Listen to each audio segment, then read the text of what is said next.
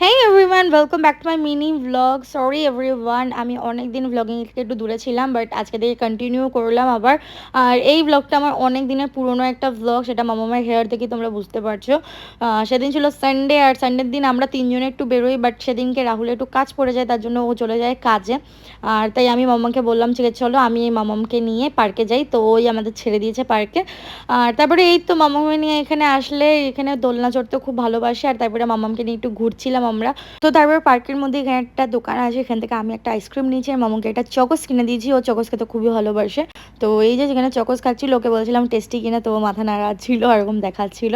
তো তারপরে আমি এখানে আইসক্রিমটাকে এনজয় করি আর মামার সাথে কটা ভিডিও বানাই। তো তারপরে এই পার্কটাতে খুব ভালোও লাগে, আর এখানে দেখো কত লাইটিং ফাইটিং করে, আর তারপরে সুন্দর সুন্দর গাছ, বেশ সুন্দর, মানে ভালোও লাগে দেখতে। তারপরে আমরা চলে যাই হচ্ছে গোল্ডিগি মলে। আর গোল্ডিগি মলে যাওয়ার আগে ও দুটো বেলুন কিনে, বেলুন কেনার আগেই বেলুনও একটা ফাটিয়েও ফেলে। তো যাই হোক, তারপরে আমরা চলে যাচ্ছি গোল্ডিগি মলে।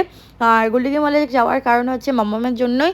ও এখানে গাড়ি চড়ে, তো সে গাড়ি চড়তে খুবই ভালোবাসে, তো ওখানে ওর জন্য নিয়ে গেছিলাম। তো এই গাড়িগুলো চড়তে খুব ভালোবাসে। আর তারপরে আমি কি করব বলছিলাম ঠিক আছে একটা দই ফুচকা খেয়ে নিই, তো আমি দই ফুচকা নিয়েছিলাম। আর এখানে দেখো মাম্মাম গাড়ি চড়ছে। তো এরকম করে 5 রাউন্ড দিলে তো 100 রুপিস নেয় আই থিঙ্ক। আর এই যে আমি এখানে দই ফুচকা গেছিলাম, আর দই ফুচকার আমি রিভিউ দিচ্ছিলাম। বেশিরভাগ কি বলবো, দই ফুচকা আমার কলকাতার ফুচকাই ভালো লাগে, বাট এখানে ফুচকা মোটামুটি।